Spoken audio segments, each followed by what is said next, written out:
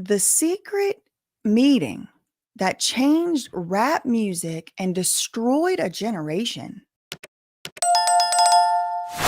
So listen to this. Somebody sent me a message on Instagram, a DM, and I don't know if they want me to say their name or not. I'll just say Z. And Z sent me this link. Okay. I don't know. Maybe you can tell by the title of the thumbnail. It is a little shocking. I mean, let me just pull it up. It says, quote, the secret meeting that changed rap music and destroyed a generation. Okay, so this is on hiphopisred.com. I've never heard of this website. I'm not, the person who DM'd me on Instagram is a self-proclaimed rap historian. I am far from a rap historian. Okay. I know a thing or two, but I mean, really, no. So this is on hiphopisred.com. And as you can see up here at the top, it was posted Tuesday, April 24th, 2012. Now, this poster starts the blog post off by saying, this anonymous letter landed in my inbox about a minute ago. Okay, so it's an anonymous letter from 2012 on a hip hop blog. All right, so consider the source. I am not saying that this is true because I have no way to know if this is true. Okay. I have no way to know if this is true. Someone sent me this link and now I'm reading it to y'all. Okay. What I'm also not saying is that it's not true because I have no way to know. Okay. But it's making some pretty astonishing claims. Let's just read it. Okay. The secret meeting that changed rap music and destroyed a generation is the title. And it just says this anonymous letter landed in my inbox about a minute ago. Okay, this is from 2012, April 2012. The letter reads, quote, hello.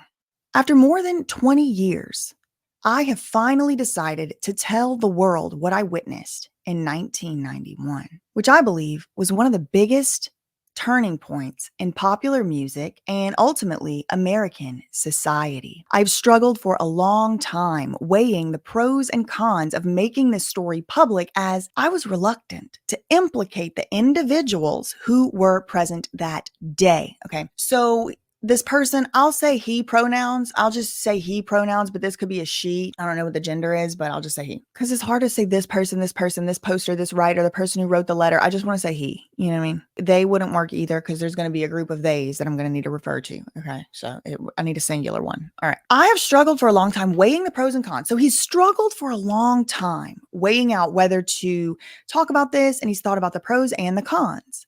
Some of the cons being I was reluctant because I didn't want to implicate the individuals who were present there that day, okay, at this incident that we're about to read about in this anonymous letter. So I've simply decided to leave out names and all the details that may risk my personal well-being and that of those who were, like me, dragged into something they weren't ready for. Okay, so he's going to leave out names. He's not going to give us names or anything like that. Okay, cool.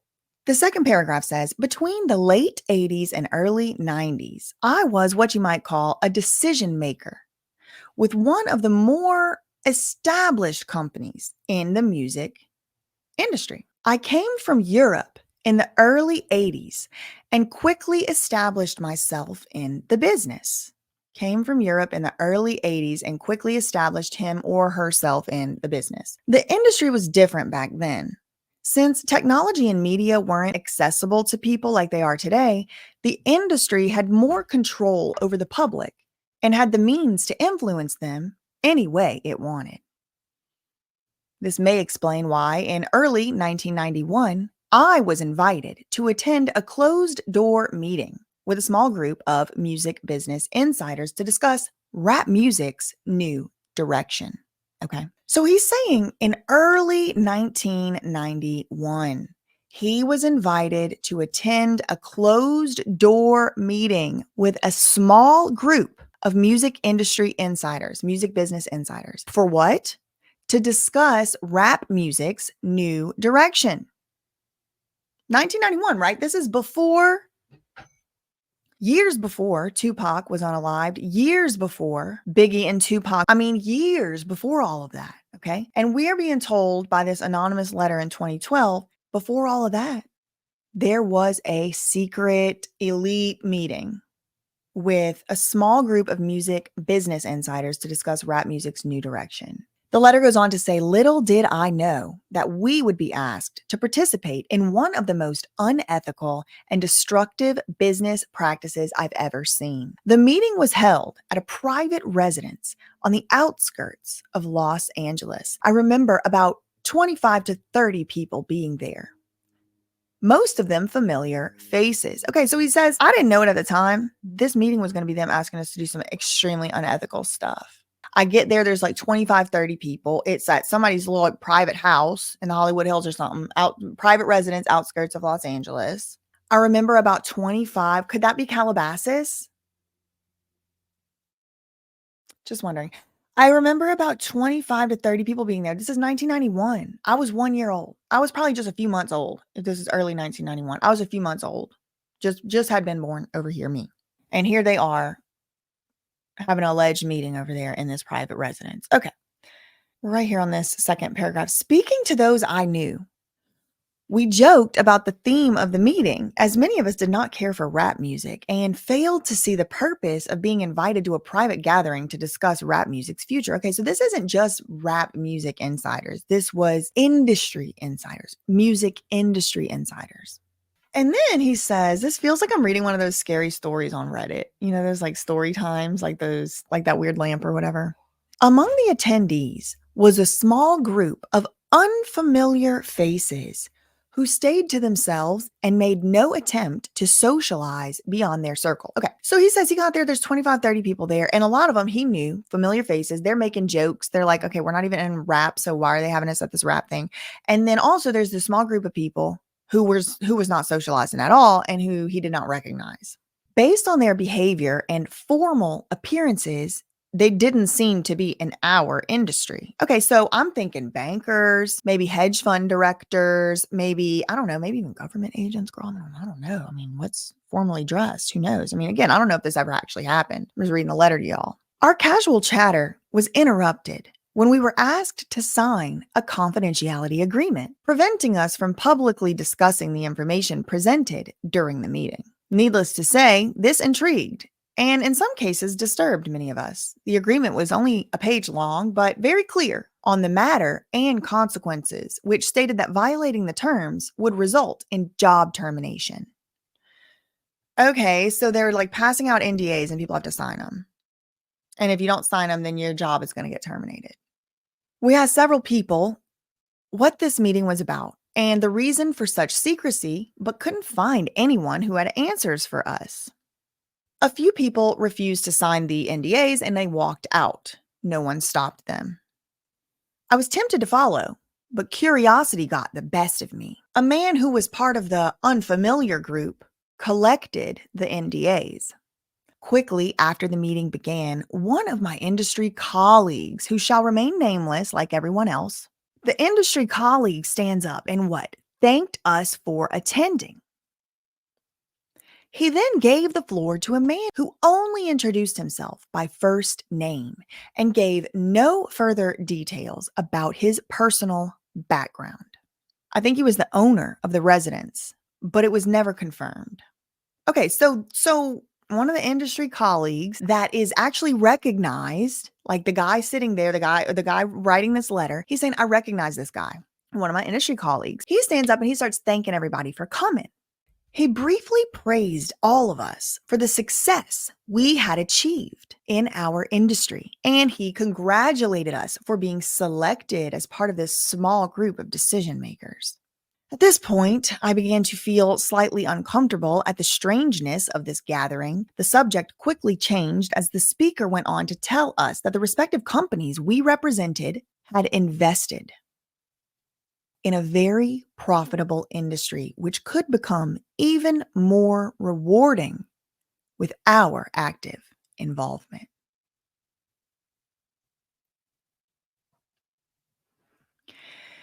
I mean, look, listen, I don't know if this is real. I don't. All I'm doing is reading a blog from 2012, truly. I don't know if this is real. I have no insider information, but just like it passes the gut check. It does. Knowing what we know today, oh my God, I'm shaking at what I have found since I've read this letter yesterday for the first time. Or maybe it was the day before, I don't remember what is time. The guy says he started to feel a little bit off, uncomfortable.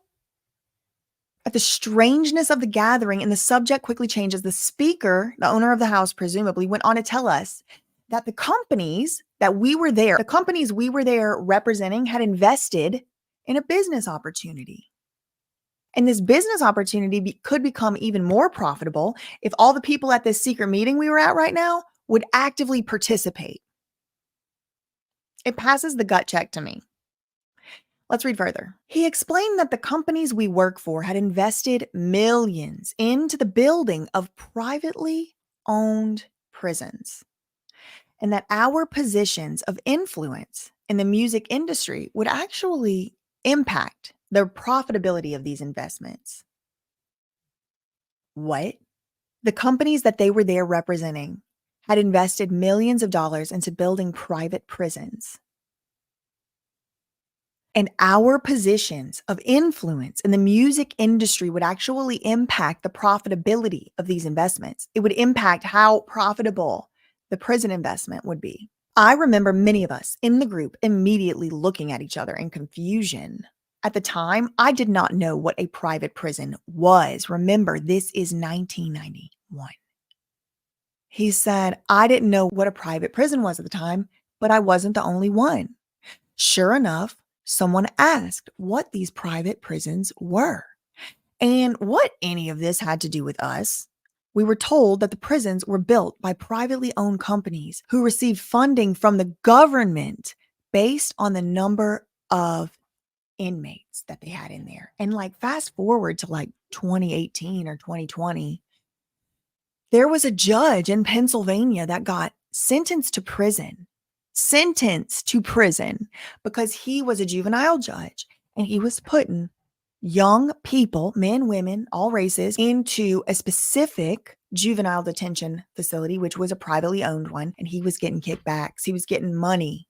2 Pennsylvania judges have pled guilty to accepting kickbacks for sending children to for-profit juvenile detention centers. This relates to judges Mark Chavarella and Michael Conahan of the Court of Common Pleas in Luzerne County, Pennsylvania. They pled guilty that they were sentencing kids to go to this juvenile detention center because they were paid to do so by PA Childcare and a sister company, Western PA Childcare Corporation, which ran these facilities. This is despicable. It's a small piece of the problems with the prison industrial corporate for-profit complex that we've talked so much about.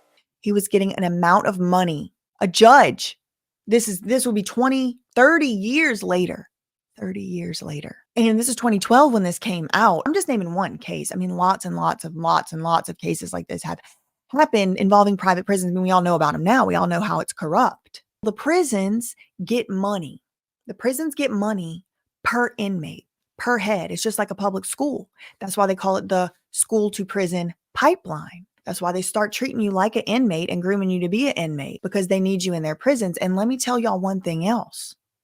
This is only one iteration. They got another one coming up, and they're going to call it mental health camps, rehabs. They're going to call it residential treatment, and you're going to be locked in a gate and you're not going to be able to leave. And if you leave, you'll be taken to a jail.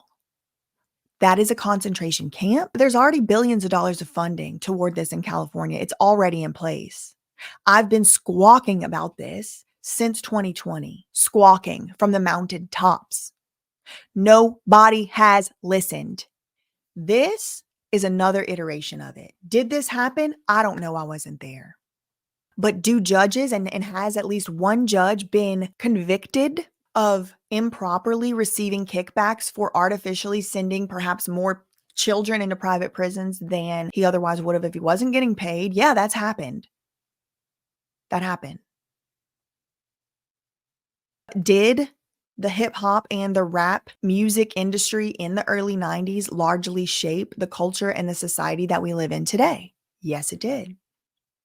Yes, it did. Talking to Americans, but I'm talking to Europeans. I'm talking to Latin America. I'm talking to India. The biggest artists to come out of India in the past 20 years are hip hop and rap artists. The early hip hop game absolutely influenced our culture. Yes, it did. Now, I'm not even saying it was only for the worse. I think it influenced our culture in many good ways as well. And I think I'm 50-50 on it. I'm not saying it shouldn't have or it should have. What I am saying is, in retrospect, I can see the profound impact on our culture that hip hop and rap music in the early 90s has had. I can see it. You cannot deny it. Now, knowing that, what if somebody would have been able to predict that? And what if they had invested $1 million into private prisons? I could see incentives. I could see incentives. Oh man, this post goes on to say the more inmates, the more money the government would pay these prisons. It was also made clear to us that since these prisons are privately owned, as they become publicly traded, we would be able to buy shares. So they were offering them a piece of it. Most of us were taken aback by this. Again, a couple people asked what this had to do with any of us. At this point, my industry colleague, who had first opened the meeting, took the floor again. Okay, so the guy, he stands back up again and he starts answering questions. He told us that since our employers had become silent investors in this prison business, it was now in their interest to make sure that these prisons remained filled. Our job would be to help make this happen by marketing music which promotes criminal behavior, rap being the music of choice. He assured us that this would be a great situation for us because rap music was becoming an increasingly profitable market for our companies. And as an employee, we would also be able to buy personal stocks in these prisons.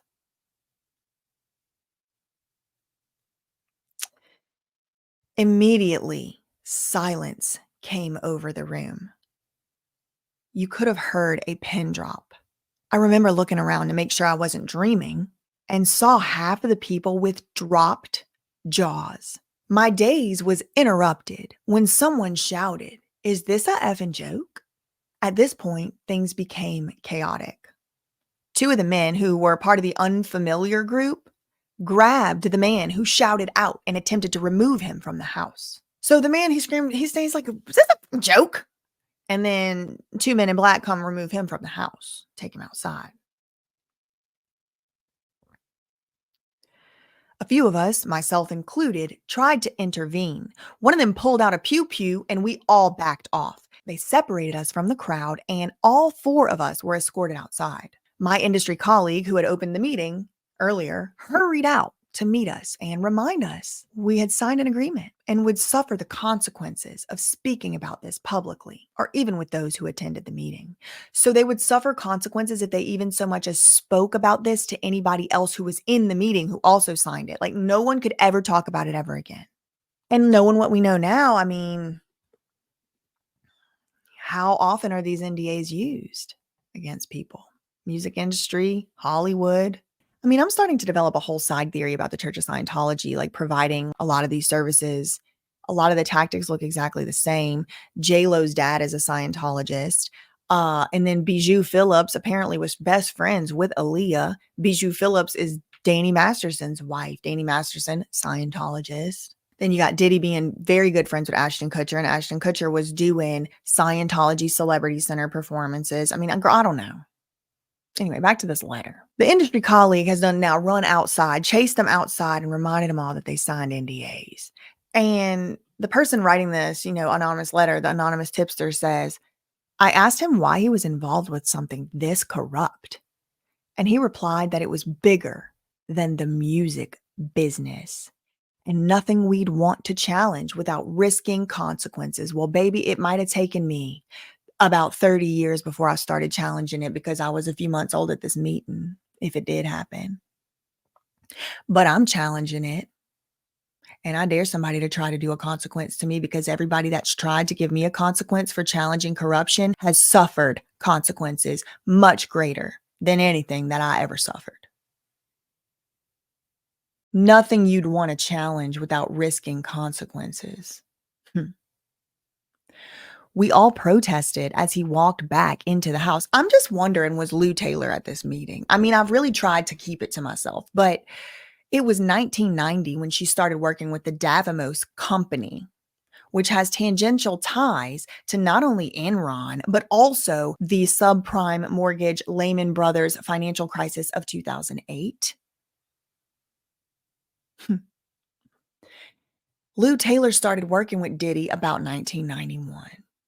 So, if this meeting happened, was Lou Taylor at it? Would that explain how somebody who doesn't seem to have graduated college at all runs one of the most powerful accounting firms in the world ever? It's just things to think about. I never saw a college degree. Have you ever heard Lou Taylor talking about her alumni? Have you ever seen her donate to an alumni association? Have you ever seen her go to a college and say she went there? Because the only thing I was able to find was she went to Monroe Community College for enrollment, but never graduated anywhere. Was Lou Taylor at the meeting is what I'm wondering. P. Diddy's business manager. The woman who Cardi B has to text and ask how much she owes on her own damn house, who doesn't seem to have graduated from college in anything, much less done the rigorous work that it takes to get a CPA. It's almost like, did somebody maybe install this untalented lunatic for precisely a moment such as this? Isn't it easy to now blame Lou Taylor for everything? What about Leor Cohen? What about Jimmy Iovine? What about Clive Davis? What about Barry Gordy? What about anybody else?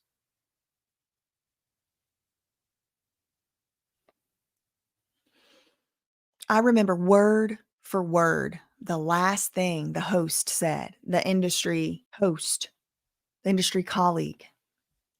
Quote, "It's out of my hands now. Remember, you signed an agreement." He then closed the door behind him. The men rushed us to our cars and actually watched until we drove off. A million things were going through my mind as I drove away, and I eventually decided to pull over and park on a side street in order to collect my thoughts. So he pulls over, just kind of. I replayed everything in my mind repeatedly, and it all seemed very surreal to me. I was angry with myself for not having taken a more active role in questioning what had been presented to us. I'd like to believe the shock of it all is what suspended my better nature. After what seemed like an eternity, I was able to calm myself enough to make it home. I didn't talk or call anyone that night. The next day, back at the office, I was visibly out of it and blamed it on being under the weather. No one else in my department had been invited to the meeting, and I felt a sense of guilt for not being able to share what I had witnessed. I thought about contacting the 3 others who were kicked out of the house, but I didn't remember their names, and I thought that tracking them down would probably bring unwanted attention. I considered speaking out publicly at the risk of losing my job, but then I realized I'd probably be jeopardizing more than my job, and I wasn't willing to risk anything happening to my family. I thought about those men with pew-pews and wondered who they were. I had been told that this was bigger than the music business, and all I could do was let my imagination run free. There were no answers and no one to talk to. I tried to do a little bit of research on private prisons, but I didn't uncover anything about the music business's involvement. However, the information I did find confirmed how dangerous this prison business really was. Days turned into weeks, weeks into months, and eventually, it was as if the meeting had never taken place. It all seemed surreal. I became more reclusive and stopped going to any industry events unless professionally obligated to do so. On 2 occasions, I found myself attending the same function as my former colleague. Both times, our eyes met, but nothing more was exchanged. As the months passed, rap music had definitely changed direction. I was never a fan of it, but even I could tell the difference. Rap acts that talked about politics or harmless fun were quickly fading away as gangster rap started dominating the airwaves. Only a few months had passed since the meeting, but I suspect that the ideas presented that day had been successfully implemented. So he's saying even within just a few months after the meeting, he had noticed a difference. He said, "I suspect the ideas presented that day at the meeting had successfully been implemented." It was as if the order had been given to all major label executives. The music was climbing the charts, and most companies were more than happy to capitalize on it. Each one was churning out their very own gangster rap acts on an assembly line. Everyone bought into it, consumers included. Violence and substance use became a central theme in most rap music. I spoke to a few of my peers in the industry to get their opinions on the new trend, but was told repeatedly that it was all about supply and demand. Sadly, many of them even expressed that the music reinforced their prejudice of minorities. So he was saying I don't know, this man doesn't say if he's black or white, but he says he's not a rap Music Insider. He said he spoke to some of his peers in the industry to get their opinions on the new rap trend, but he was told repeatedly that it was just about supply and demand. Like, this is what people want to hear, so that's what we make. Sadly, many of these people even expressed that the music, rap, like gangster rap specifically, reinforced their prejudice of minorities. I officially quit the music business in 1993, but my heart had already left months before. I broke ties with the majority of my peers and removed myself from this thing I had once loved. I took some time off, returned to Europe for a few years, settled out of state, and lived a quiet life away from the world of entertainment. As the years passed, I managed to keep my secret, fearful of sharing it with the wrong person, but also a little ashamed of not having the beep to blow the whistle. But as rap got worse, my guilt grew. Fortunately, in the late 90s, having the internet as a resource, which wasn't at my disposal in the early days, made it easier for me to investigate what is now labeled the prison industrial complex. Now that I have a greater understanding of how private prisons operate, things make much more sense than they ever have. I see now the criminalization of rap music played a big part in promoting racial stereotypes and misguided so many impressionable young minds into adopting these glorified criminal behaviors, which often lead to incarceration. It's true. It's true. The criminalization of rap music played a big part in promoting racial stereotypes and misguided so many impressionable young minds into adopting these glorified criminal behaviors, which often lead to incarceration. 20 years of guilt is a heavy load to carry, but the least I can do now is share my story, hoping that fans of rap music realize how they've been used for the past 2 decades. Although I plan on remaining anonymous for obvious reasons, my goal now is to get this information out to as many people as possible. Please help me spread the word. Hopefully, others who attended the meeting back in 1991 will be inspired by this and tell their own stories. Most importantly, if only one life has been touched by my story, I pray it makes the weight of my guilt a little more tolerable.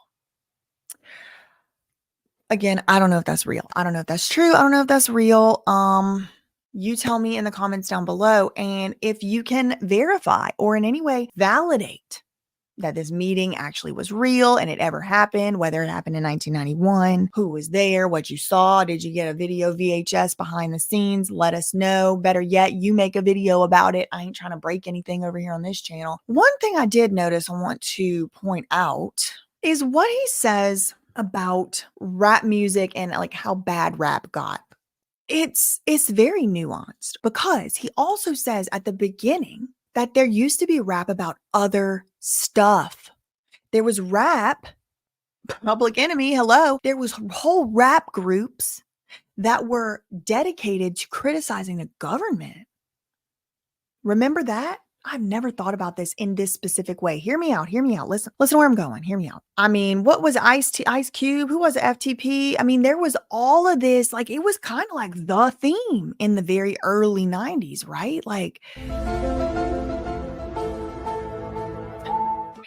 I'm having an epiphany. I've heard this logically before, but the pieces are finally all clicking in. Like, not to whether or not this prison meeting happened or didn't happen, not to that, which I believe it probably happened. If you ask me what I believe, I think it probably did, but I don't know. I wasn't there. I was months old in Louisiana. It really does feel like, I mean, look, I'm going to need to consult with my rap historians that I've now met. Y'all tell me, better yet, make a video, better yet, tag me in one that somebody already made. Did the pivot happen to answer me you this? Did the pivot from FTP, the government is out to get us, let's band together, it's us versus the government, it's us versus the establishment. Did the pivot happen where we stopped hearing rap songs like that and more just like debauchery, like you bitch in the click you claim? Did the pivot happen with Bad Boy and Death Row Records? Do you see where do you see why I'm asking?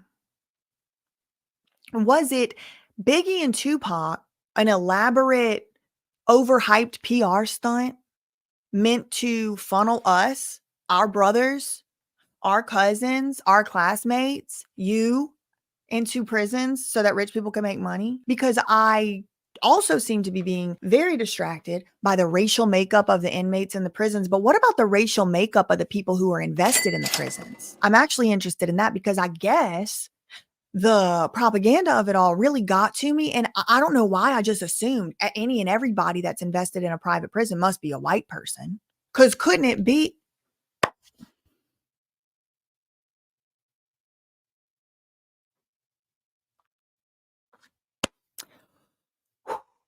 I'm also thinking, I'm buzzing. I'm also remembering Tarek Brooks. Sorry, I don't remember how to pronounce his name. President of Combs Enterprises. He's worked with the head of the biggest hedge fund in the world. Let me put that clip in right here. Hello, my name is Tarek Brooks, and I am the president of Combs Enterprises, the portfolio of businesses and investments owned by Sean Diddy Combs. Throughout my career, I have been fortunate to work with some of the greatest entrepreneurs. From Bob Johnson, the founder of Black Entertainment Television, to Ray Dalio, founder of Bridgewater Associates, the largest hedge fund in the world, I've seen firsthand the power of entrepreneurs with big dreams, audacious. That's the president of Combs Enterprises. He's listed as the manager for the company that owns Diddy's $50 million Miami estate, 48 million, whatever. He worked with or for the biggest hedge fund in the world. Let me just Google if hedge funds are involved in private prisons. And I wonder if the biggest one in the world would be. Answer that in the poll. Well, the National Education Association says hedge funds invest millions of dollars in companies that profit from private prisons and detention facilities. Private equity profits from incarceration. Oh my God, look at this. Look at this. Hedge fund billions invested in private prisons exposed. Real estate investment trusts. Lou Taylor has a lot of that going on. I remember seeing it on Lexus when I had the public records feature. I will literally put LexisNexis ads in every one of my videos if they give me a freaking account. You can't even buy one. Please, Lexus, I'm begging you. Give me a public records account. I'll put an ad in every video. So I just found this random article from Georgetown Law, which is where Donald Trump's daughter graduated from, for the record. Oh, I got into Georgetown, but I didn't go there. Private prisons, often funded through private investments in the form of real estate investment trusts, were a dazzling investment opportunity for many until recently. This article came out 2 years ago. Core Civic is the largest private prison operator in the United States that uses the real estate investment trust investment model, with the GEO Group following closely behind. So these are two big private prison operators, Core Civic and GEO Group. Since their inception in the 1980s, Core Civic and GEO have grown to enjoy over $1 billion in revenue each year. And this just two companies. There's just two companies. $1 billion a year. And look, the timeline's adding up for me. Since their inception in the 80s, these groups have grown to enjoy over $1 billion in revenue each year on our communities, our brothers, our fathers, our sisters, our children, neighbors, teachers, for God's sake.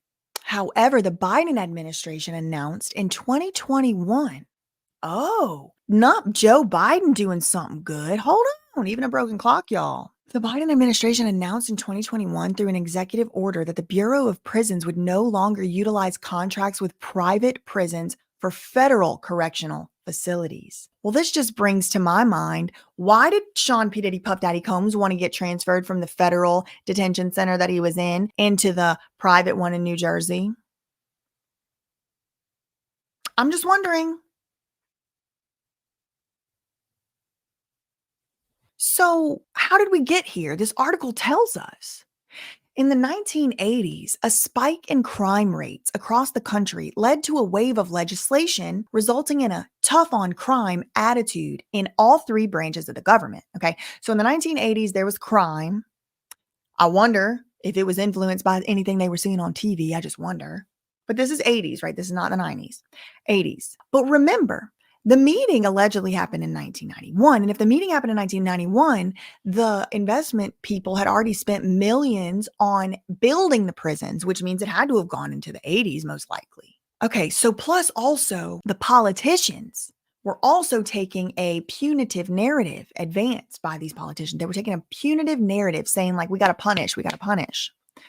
This attitude found its home particularly in the war on, you know what, substances. There has been much ink spilled in this war on substances and its impact on our legal system today, but it is sufficient for the purposes of this post just to note that increasing the severity of the penalties for drug crimes, namely the number of years in prison, it had an enormous impact on the number of inmates in jail and the length of time each inmate was in jail.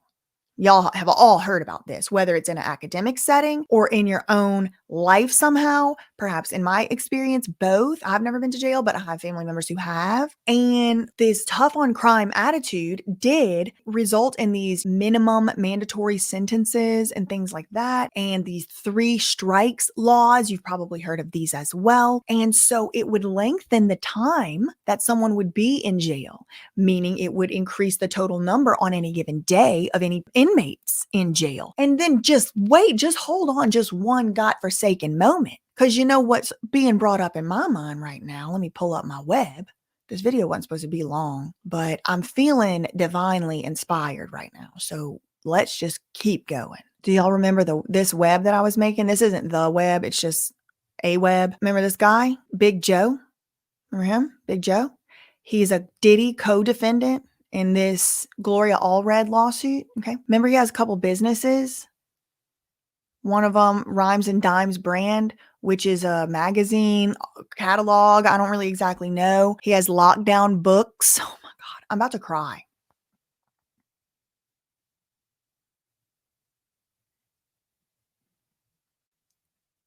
This is astonishing. It's like in my heart, I know it happened. It's like everything is boom, boom in my mind right now. Remember this? Yeah. So here's the magazines. You know what these are for? They're published by Rhymes and Dimes magazine. He markets them specifically to inmates.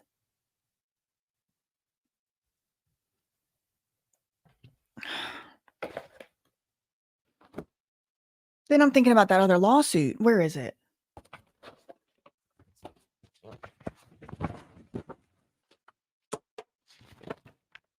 Just filed. September 18th, 2024. An inmate saying that they aided and abetted Diddy to do something all the way back in the 90s. All the way back in the 90s. And they're still in jail. They're still in prison right now. And they keep getting abused. They've even gotten restraining orders against guards. And it's like, have these motherfuckers been running the prisons? Girl, I don't know.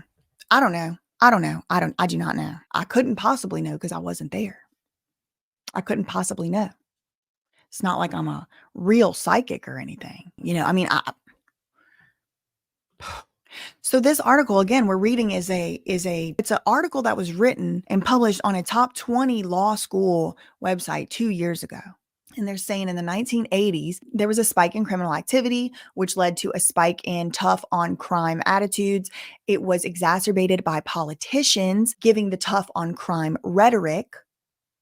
It's just so difficult to keep from losing your damn mind out here, really, because you just start realizing how possible some of this very wide reaching conspiracy could really be and how far back it could really go and how many generations it could really affect and have already affected. It's just like, the gravity just hits you sometimes. Right. Because it's like you just keep making more and more stuff illegal, keep infringing more and more and more and more on our rights, keep making more and more stuff into something you can put somebody in jail for, break up a family, break up that person's life and their ability to have autonomy, which is huge, put them under constant surveillance, which is psychologically traumatic and traumatizing. Oftentimes they're getting beat up and every other horrible thing that's going on in these jails. And I'm just wondering, is it just this insane group of lunatics that's been exacerbating it and poking the fire the whole time because they're invested in it? And it's hard for me to find a reason why that can't be the case.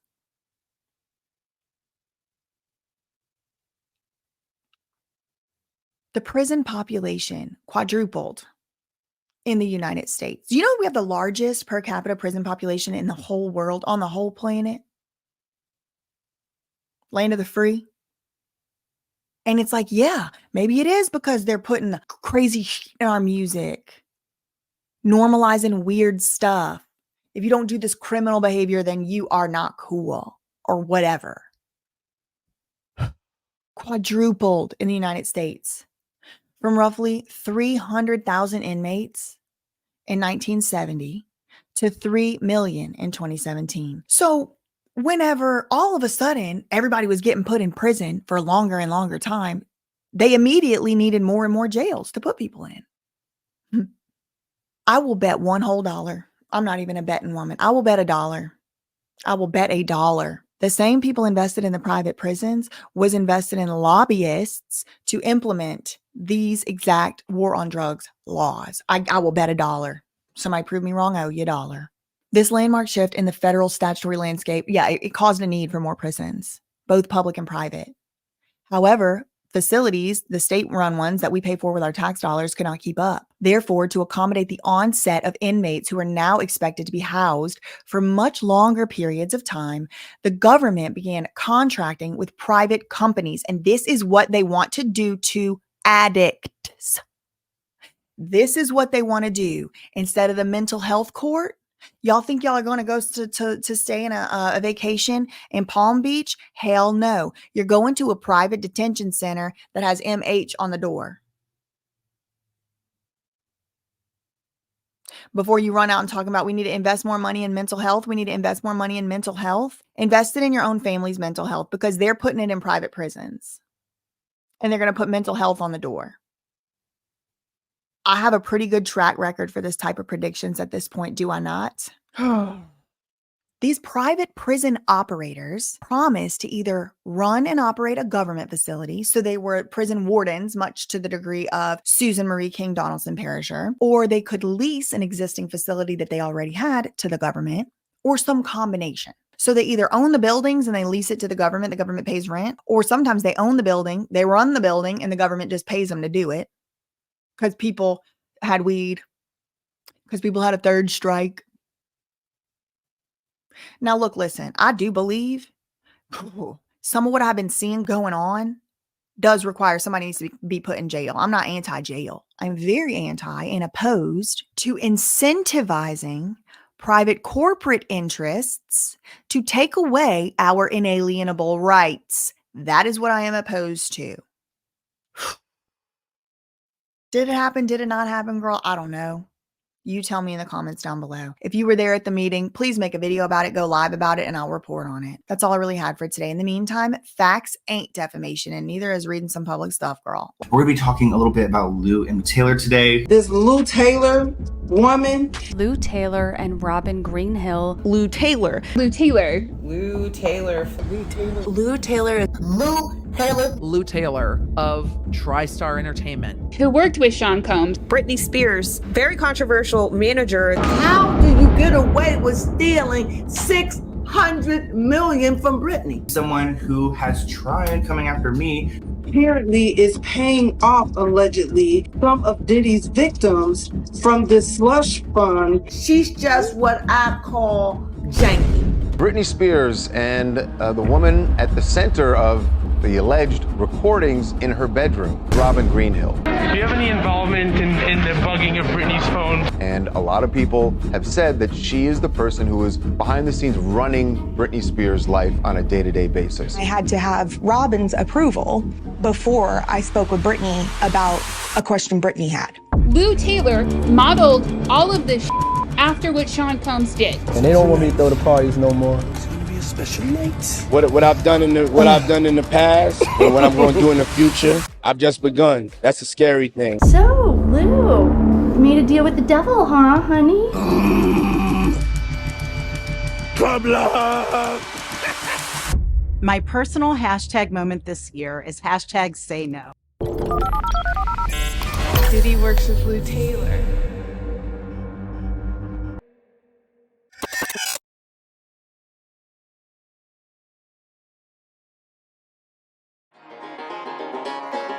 Welcome into my world. You're playing my game. Thought that you could come up and they're fitting off of my